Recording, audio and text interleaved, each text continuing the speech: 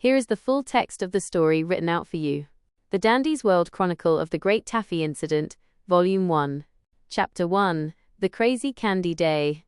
The air in the Garden of Gardenview, a quaint section of Dandy's World known for its peaceful gachapon machines, was always serene, that is, until Sylvester, the spectral knight, found the Ultra Stick Taffy capsule. Oh, the flavor was immense, like condensed sugary moonlight. With his friend Yatta,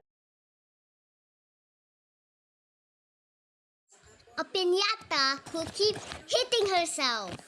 A helpful, if literal, robot assistant, who merely catalogued the wrapper pile, Sylvester ate and ate, each piece of taffy and chocolate coin like a sugary badge of honor. He felt invincible. But then, a slow, creeping dread, his armored spectral form felt oddly heavy. The power of the unique Dandy-branded taffy wasn't just flavor, but some kind of binding agent.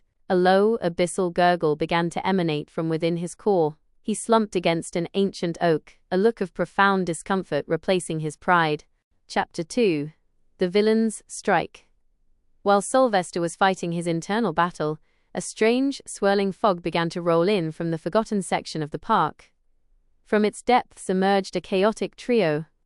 First, Gigi, the enigmatic gachapon-faced jester, juggling capsules with menacing ease. Then, Shrimpo, the diminutive clawed shrimp character with a voice like an irritated air horn shouting orders.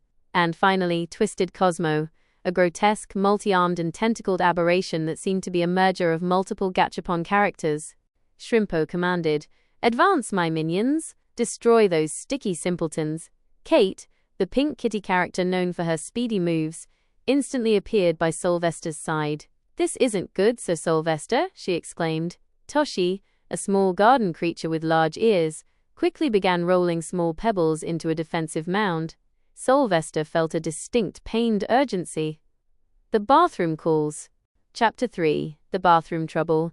Continuation and Escalation. 1 hour passed, then another. Kate had constructed a makeshift barricade of giant clover leaves and old candy wrappers, and was holding her ground against Gigi's capsule barrage.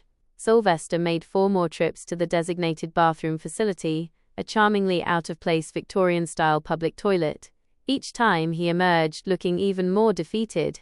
He tried every method, from meditative focus to trying to expel the blockage with bursts of ghostly energy, which only served to heat his metal armor and make him more uncomfortable. Squirm the caterpillar from a safe distance kept yelling confusing advice based on misremembering library books. "Did you try fiber? I think fiber works. What about drinking a river?" Chapter 4. The Ultra Chaos. The battlefield was truly chaotic. Flight, the graceful bird gachapon, was desperately trying to avoid scraps. A big baddie paper craft cat who wanted to rip his wings off. A frantic, stitched-together monster of gachapon parts who was eating pages as a nervous tick. Betty the bat, usually calm, could be seen with her head in her hands, muttering about unprecedented garden dysfunction. Toshi noticed and asked Squirm, "How long will this last?" And Squirm replied, "I don't know, I just don't know," as he chewed a page on ancient history. Conclusion and Miralax sequence. Just when it seemed all was lost, Kate, dodging a capsule, reappeared. She held a glowing, translucent bottle. "Sir Sylvester, I have it," she panted. "A special elixir from the garden apothecary. Miralax. It will help with your bowel movement." Sylvester, ever proud, initially spat. "A knight like me doesn't need me Miralax to help with his bowel movement." The very idea wounded his honor more than any physical blow. Just then, a final, catastrophic gurgle echoed. His pride crumbled. He made a final, desperate snatch for the bottle. But Gigi was faster, snaking it away. Suddenly, a blinding flash of rainbow light announced Queen Rainbow the cat, who, in this moment of crisis, purred, "Don't worry, I got this," her form a shimmering aura. Kate, having anticipated the thief, snatched it right back.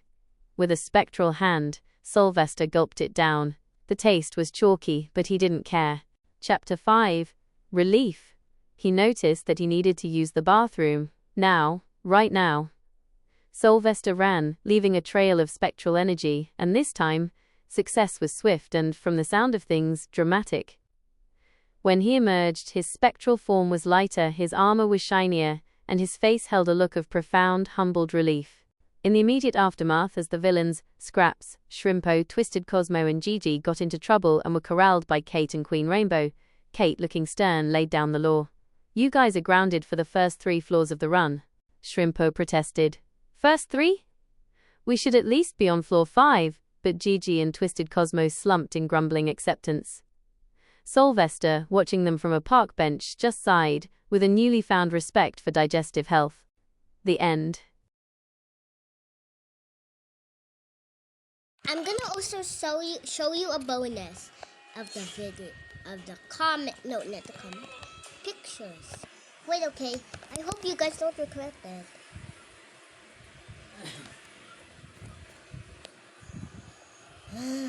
This will take 19999 years.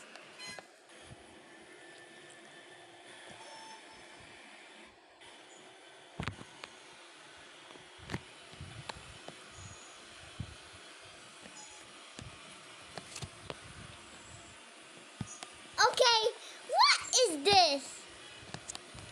Oh my goodness! I feel like I want to fly out of Earth. That is not Yatta!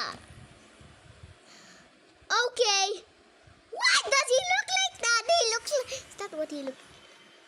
Oh, you made Gigi the prototype! But that's stupid. Also, what happened to Shrimpo? Become a lobster. Oh, why is he a zombie? Is that Twisted Cosmo or... Why is Squim so small? Also, what happened with Sylvester? What's going on?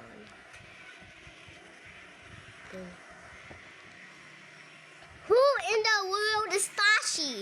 Why